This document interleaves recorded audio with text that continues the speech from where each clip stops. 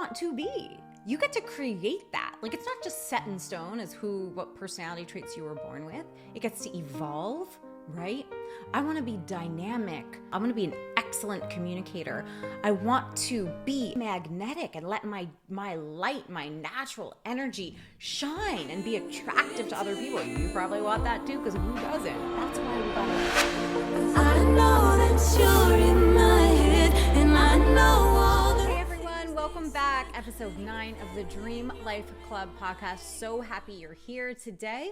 We're going to dive into the very important topic of the unique challenges that we as women business owners and women founders and entrepreneurs face, because it's not a level playing field. We'll talk about that, and then we'll talk about some of the ways that I found and that research finds to overcome these struggles, to overcome the inequality, and to overcome the challenges, the unique challenges of being a woman in business, so that we can break the mold, so that we can build businesses that scale, that cross the $1 million mark, because as it stands, only 2% of women-owned businesses ever cross 7 figures in revenue per year.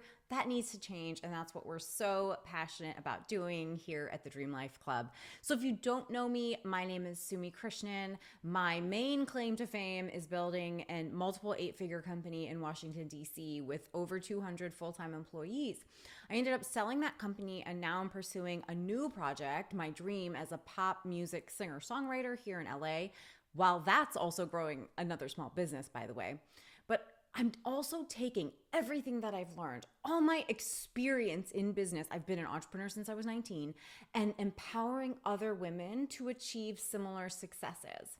One of the things I remember when I would tell my story, when I would share my story, when I would say that I'm had this success in business, or share the size of my company, or share how many employees we had, or whatever it was, when I'm casually talking, my experience over and over and over again has always been that people look at me with surprise and shock and kind of curiosity and disbelief, and no one could really fathom that a 32-year-old woman at the time was actually the founder, owner, president of a $20 million company. Like, it was a story that people are not used to hearing. But let me tell you, if I was a man, people would not have had the same raised eyebrows. It would have been much more easily accepted.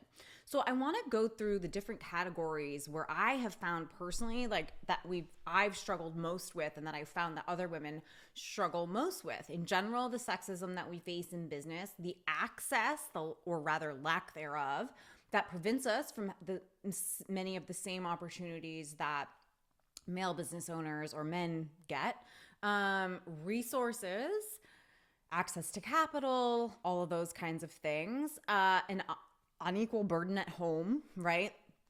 And then something that no one talks about, which is actually a much more soft thing, like the identity of being a business owner and a successful business owner as a woman.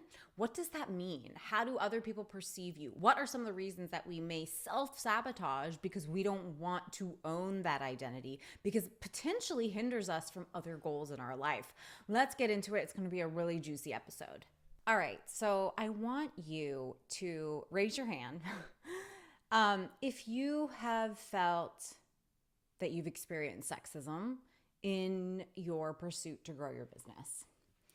If you have ever felt excluded from conversations, invitations to dinners or events, or if you have felt excluded from places where deals get done, the golf course, investment clubs, cigar clubs, dare I say strip clubs.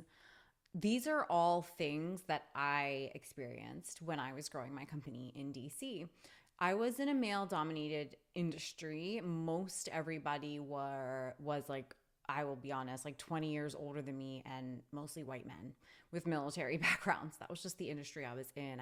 It was defense and government contracting. So I had to work extra hard to figure out how to deal with the reality of the sexism that I was facing, but not let myself just get overtaken or get mired in it and therefore get disillusioned and upset and resentful and angry at everyone around me or even my position, right? And then if I had let myself just focus on everything that was happening to me, it would have really played into itself and I wouldn't have been able to have the success in business that I eventually had. So I'll give you a little bit of my tools and strategies for dealing with that. But first I want to acknowledge that it's more than just being left out, right? It's more than just like not being invited to the golf course. It's more than that. It's about structural inequalities, right? It's about the unconscious bias that is toward women, right? In terms of our intelligence and our capability and how much we literally have to work twice as hard and be twice as productive and twice as brilliant in order to get the same credit, right? It's where all these tropes about mansplaining comes from, about mediocre white men, which I am not saying that white men are mediocre. What I'm saying is that the amount that a woman has to succeed in order to be considered equal to a man is disproportionately greater, right? And so just the standards for measuring women are very different because we constantly have to work against preconceived notions that are coming at us, right? The burden at home is greater, right? If we have kids, and even if we don't have kids, women are the ones expected to, and still do, statistically speaking, take on more than 70% of the burden at home, even if both man and woman are full-time working or, building their business or whatever it is. The woman is still expected and takes on 70% or more of the burden at home. I would talk about access to money, access to capital, access to networks. Like, this is huge in the venture capital world. Only, guys, get this, 3% of funding goes to female-founded businesses. That means 97% of the money being invested in entrepreneurship goes to men. So we have to acknowledge that the playing field is not equal, okay? But what do we do with that? What do we do with that knowledge, right? Because we have to acknowledge facts, acknowledge reality, and then decide how we're going to operate within that, right? While we're fighting back, while we're trying to do our part, do what we can to change the statistics, which is what we're all about here, we also have to figure out how to operate within the current reality, within the existing circumstances, so that we can get the results that we want to get. Because there are ways to work around them. Of course, I'm not saying it's fair. I'm not saying it's good. I'm not saying it's right or equal, but we have to figure out, what do we need to do in order to achieve our goals? And how are there ways that sometimes you can use a disadvantage to your advantage? Sometimes you can get really creative and think about, ways to actually flip it on its head and make it work for you, okay? In the smallest of ways, because we've got to take every opportunity that we can. Given that the playing field is so unequal, we've got to take every opportunity that we can and try to see how we can use it to our advantage, okay? I mean, I still, to this day, I feel like, one of the things I didn't cover yet was this thing about even owning your identity as a woman and a business owner. It still surprises people. Like, just the other day, I remember so on my Instagram, I just started a new Instagram. It's Sumi Krishna, by the way. Everybody should follow me there. If you're listening to this, it would mean the world to me, because we got to get this off the ground. But I had my old Instagram account, which was, what I was doing all along. It was just my personal account, my political thoughts, my stuff about fitness, and a little bit about business, because I've always been an entrepreneur. But somebody who was following me on that account goes to my gym, and they, I guess, started seeing some business content because I've recently started up this Dream Life Club, right? And so he started posting there before I started my new account. And he says to me, oh, Sumi, I see that I walk in and he's this, really shredded, tall Italian guy. Oh, I don't want to give him away, but very good looking, kind of like is very like masculine and always has his shirt off. And he's like, sees me and he's like, oh, Sumi, oh, I had my AirPods in. Oh, sorry, I don't want to disturb you. Are you on a business call with Dubai? Not that you're a high flying businesswoman and all. And I was like, I just was like thinking to myself, what? And something it was like, it actually triggered this old reaction in me where I started to feel kind of like embarrassed or ashamed, or like it wasn't very feminine of me or not very attractive, not very sexy to be a quote unquote high flying businesswoman. And he was like labeling me like I must be on the phone with Dubai. It's like, what does that even mean? Like, you don't have to be doing business in Dubai just to be in business, right? It was very like, but these old stereotypes about like, I don't know, like men flying across the world to like do business overseas. And like somehow he was like almost making fun of me. Like I was acting as if I was that. It's like, no. Like you can be very successful in business as a woman entrepreneur, making a positive impact in the world, creating value, expressing yourself, and have nothing to do with these old stereotypes, these old images of what it means to be a business person, like a businessman, right? That's not us. And so we need to kind of like also recreate what it looks like, recreate our identities, recreate the role models that we see for ourselves as successful women business owners, successful women entrepreneurs, and make it something that's feminine and exciting and beautiful and powerful and dynamic and all of the things that we are. We need to kind of like recreate these models for the world. Right? Because why? Why is it important to have role models that we can see ourselves in? Why is it important to actually think about embodying the identity that excites us when we're going after these business goals? Why is it important not to only see for ourselves the possibility of what men have created in the past?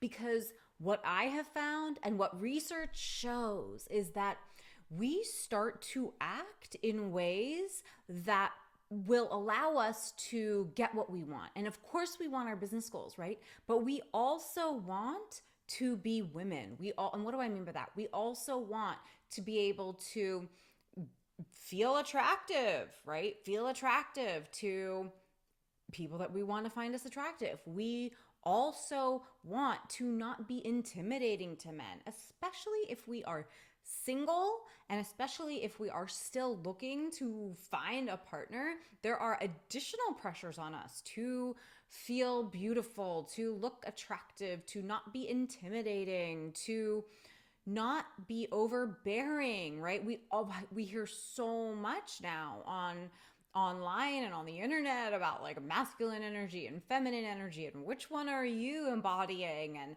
why if you want a masculine man then you have to show up in your feminine, and all of this stuff. It can get really confusing, and that's why I think we really need to step into an identity for ourselves that encompasses business success, but also gives us the freedom and the ability for our minds to see possibilities, for us to be bold and powerful, and we make lots of money and we make impact in the world and we create change, and we do it in communities of women who are like us, We don't have to be something we're not. We don't have to try so hard to fit in with groups of men or to take up their hobbies or interests.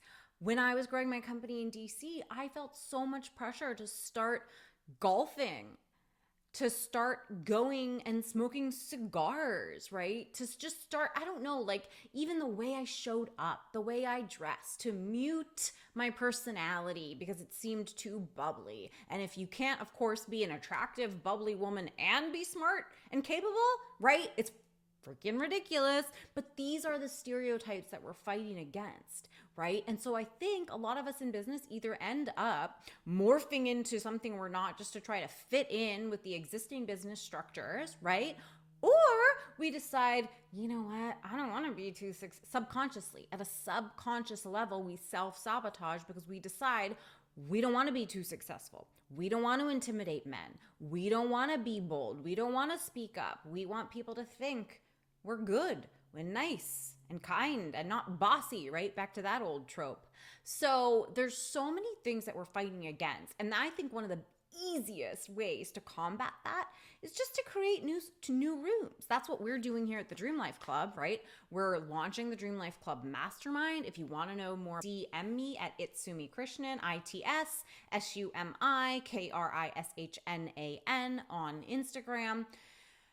We're launching the Dream Life Club Mastermind. That's our advanced elite level mastermind for women who are ready to cross the 7 figures mark. And soon we'll be launching the Dream Life Club, which is for entrepreneurs who are starting up, trying to get to their first 10K months, that kind of level.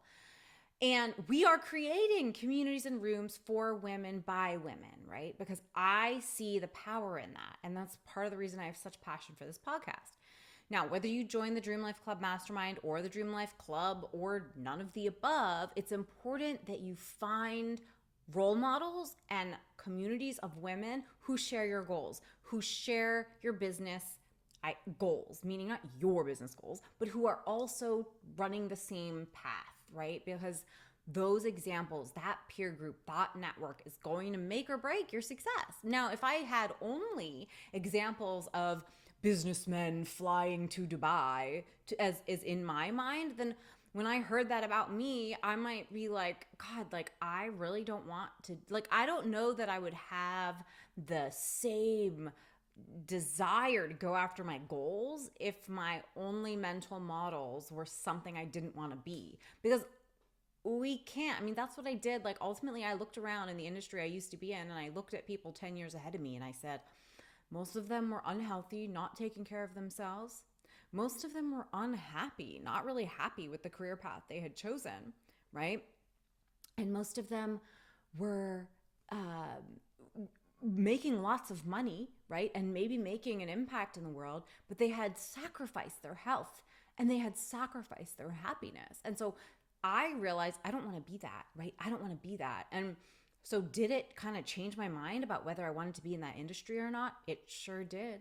If I had had role models in that same industry that showed me it was possible to do it in a different way, to take care of my health, to make positive impact, to create communities of women who I got along with, because it's exhausting to try to keep up when you don't actually, when you have to be something you're not.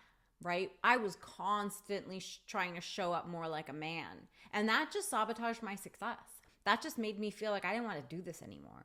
Because people always ask me, Sumi, why did you sell your company? You guys were on a great growth trajectory and, you know, we had crossed $20 million in revenue. If we had kept going, like I knew that business, like we could have grown to 50 to 75 to $100 million in revenue per year and then kept on going from there.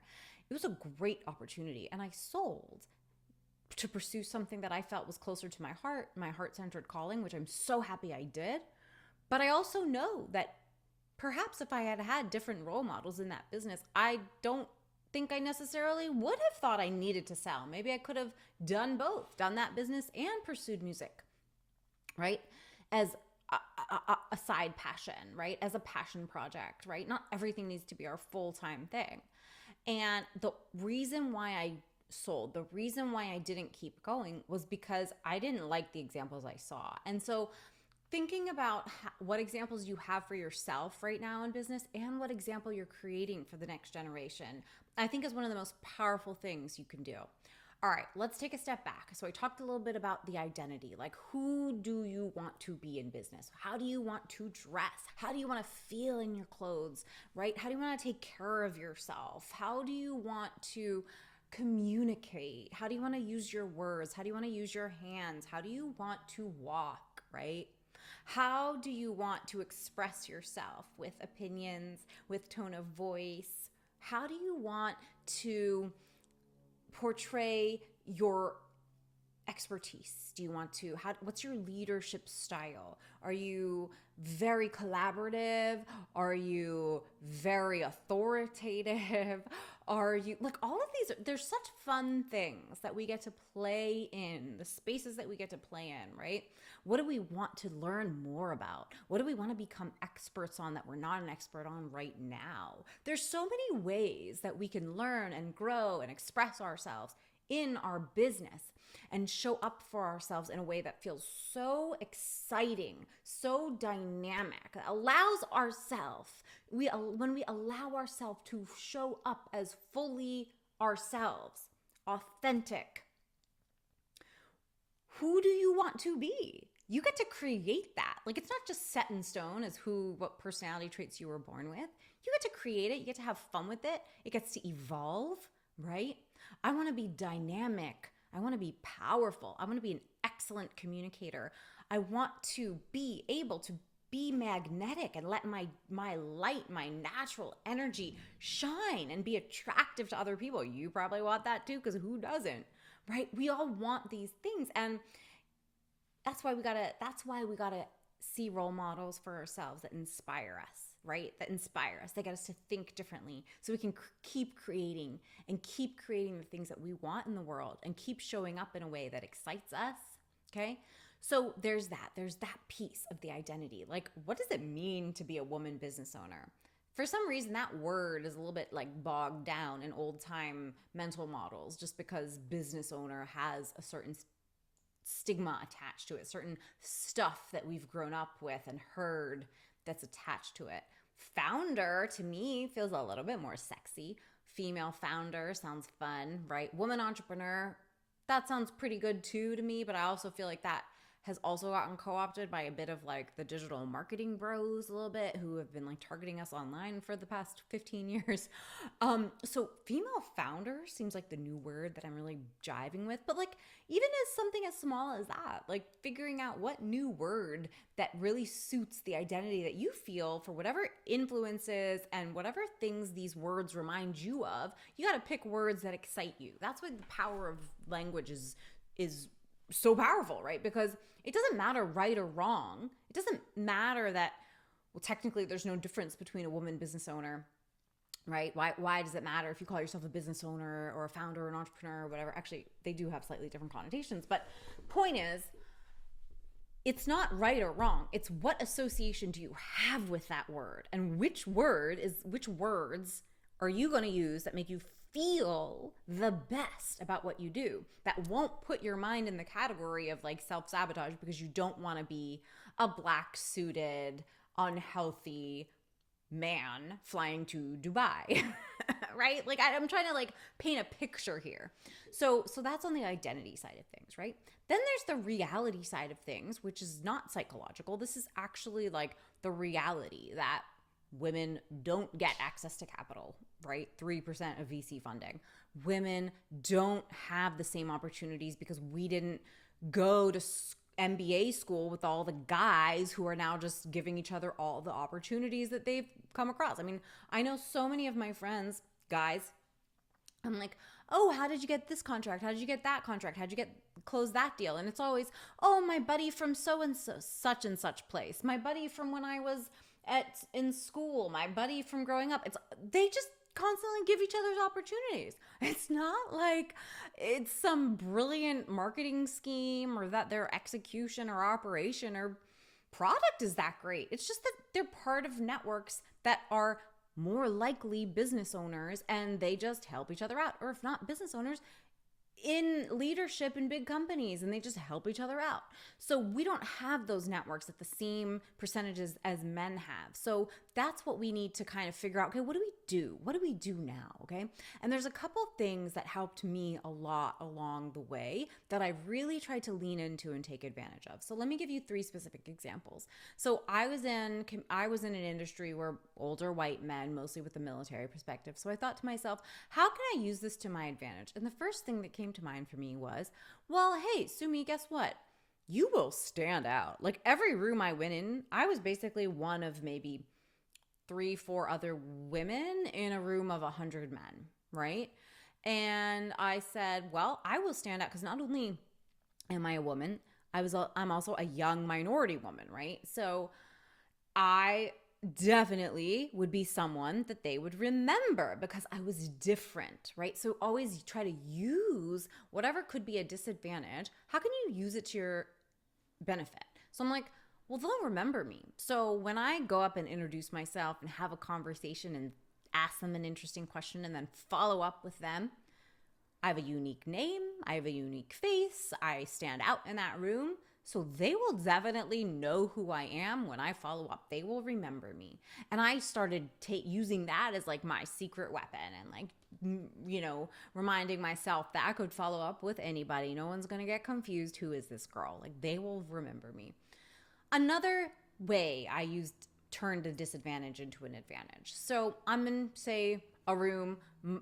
Everyone has kind of the similar background, right? They're older white men with military backgrounds, and I had a very different perspective sitting at that table.